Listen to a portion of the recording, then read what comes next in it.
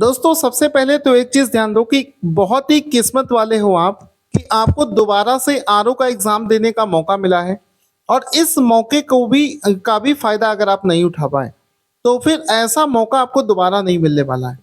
आप एक चीज ध्यान दें कि आरओ एआरओ का री एग्जाम किस दिन होना है, इसको लेकर अभी तक कोई ऑफिशियल नोटिस नहीं जारी किया गया, कोई कोई डेट नहीं रिलीज करी गई है। लेकिन अभी जो मैं आपको एक मंथ बताने वाला हूँ, उस मंथ में 99% श्योर हूँ कि उसी महीने में ही ये एग्जाम होगा। देखो अभी इलेक्शन लगे हुए हैं और अगर आप यूपी पीएससी का ऑफिशियल कैलेंडर देखेंगे तो कोई खास डेट आपको नहीं दिखेगी जुलाई से पहले। और चूंकि आयोग पहले से ही बता चुका है कि जुलाई के महीने में वो यूपी पीसीएस का एग्जाम कंडक्ट करवाएगी, तो सीधी सी बात है कि जुलाई में आपका आरओ का एग्जाम कंडक्ट नहीं किया जा सकता। जो और दूसरी एक और चीज आप समझो कि योगी आदित्यनाथ जी ने कहा था कि आरओ का एग्जाम 6 महीने के अंदर होगा। 6 महीने के अंदर आप मान सकते हो कि मान लो 7वें महीने में भी हो सकता है, लेकिन ऐसा नहीं हो जाएगा कि 8-10 महीने बाद होगा। तो एग्जाम जो है कैलेंडर की डेट के हिसाब से, कैलेंडर में जो डेट्स खाली हैं और भी जो सूत्रों से जानकारी मिल रही है उस हिसाब से आपके अगस्त के महीने में आरओ का एग्जाम कंडक्ट होने के चांसेस 99% हैं। और अगस्त में भी कब होगा? लास्ट वीक ऑफ अगस्त, अगस्त का जो आखिरी हफ्ता है उस दिन एग्जाम होने के चांसेस हैं। इस वजह से आप सभी लोगों को करना क्या है वो चीज ध्यान से समझिए, अदरवाइज ये मौका भी आपके हाथ से निकल जाएगा। अभी अप्रैल की शुरुआत हो गई है, पूरा अप्रैल, मई, जून, जुलाई और अगस्त का लास्ट वीक देखा जाए तो आपके पास में 4 पूरे महीने हैं और कुछ दिन हैं। तो 4 महीने मोर देन सफिशिएंट है। अगर आप इस एग्जाम के लिए कुछ भी अभी आपने नहीं पढ़ रखा है तो भी आज से भी पढ़ना शुरू कर दोगे तो भी इस एग्जाम को आसानी से क्रैक कर दोगे। क्यों? क्योंकि आपको पता होगा अभी जो 11 फरवरी को एग्जाम हुआ था उसमें हमारे पढ़ाए हुए कंटेंट से 97 क्वेश्चन मैच करे थे। और जिसका विद प्रूफ, सिर्फ कहने की बात नहीं है, विद प्रूफ वीडियो बनाकर डाला था 1 घंटे का। जिसको ना विश्वास हो वो पहले इस वीडियो के डिस्क्रिप्शन में एक वीडियो का लिंक दे रहा हूं प्रूफ वाला, वहां से जाकर देख लेना। मैं आपसे कह रहा हूं श्योर शॉर्ट सिलेक्शन है आपका। इस बार भी आप देखना मैक्सिमम क्वेश्चन हमारे नोट्स से, हमारी क्लासेस से डायरेक्ट फंसेंगे।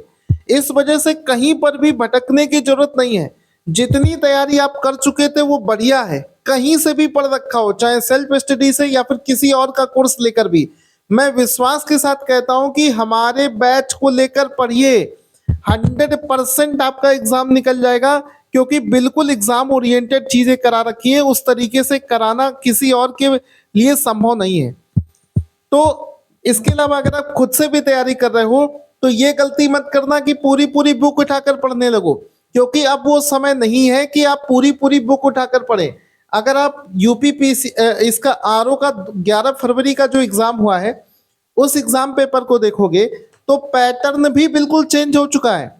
सिंगल लाइन वाले क्वेश्चंस कम पूछे जा रहे हैं, मल्टीपल स्टेटमेंट वाले क्वेश्चंस की प्रैक्टिस करो, क्रॉस मैचिंग वाले क्वेश्चंस की प्रैक्टिस करो, कथन और कारण वाले क्वेश्चंस की प्रैक्टिस करो। और हमारे बैच में पिछले 1 साल से इसी टाइप के ही क्वेश्चंस कराए जा रहे हैं।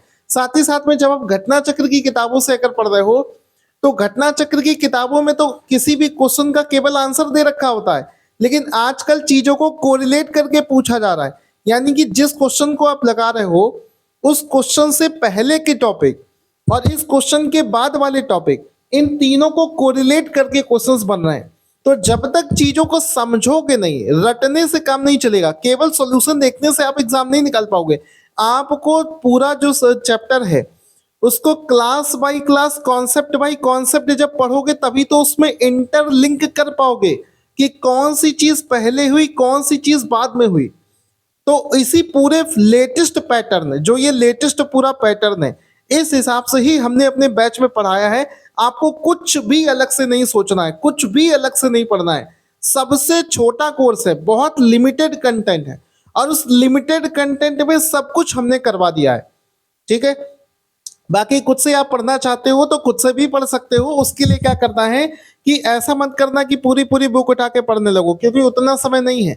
आपको क्या करना है कि जो भी आपके नोट्स हैं या जहां से भी पढ़ रहे हो उसमें बुक्स को रेफरेंस के तरीके यूज करो। जैसे मान लो घटना चक्र से भी अगर पढ़ रहे हो तो कोई चीज पढ़ रहे हो मान लो, तो किसी भी क्वेश्चन को जब कर रहे हो तो उस टॉपिक को घटना चक्र स्टैंडर्ड किताबों से रेफर भी करते रहो कि उस टॉपिक को डिटेल में जो है रेफरेंस के तौर पर किताबों से भी पढ़ते रहोगे तो कॉन्सेप्ट आपका डेवलप होता चलेगा।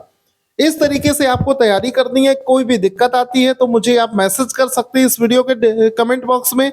बाकी जो लोग बैच ज्वाइन करना चाहते हैं वो हमारा मोबाइल एप्लीकेशन डाउनलोड कर लें, वहां से आप बैच परचेज कर सकते हैं। कोई भी दिक्कत आ रही है तो आप मेरे व्हाट्सएप पर मुझे मैसेज कर सकते हैं, मेरा व्हाट्सएप नंबर भी दे रखा है। Thank you so much guys. Last में आपसे कहना चाहूंगा कि इस मौके को बिल्कुल जाने मत देना, क्योंकि ऐसा मौका आपके पास में दोबारा फिर नहीं आने वाला है। Thank you so much.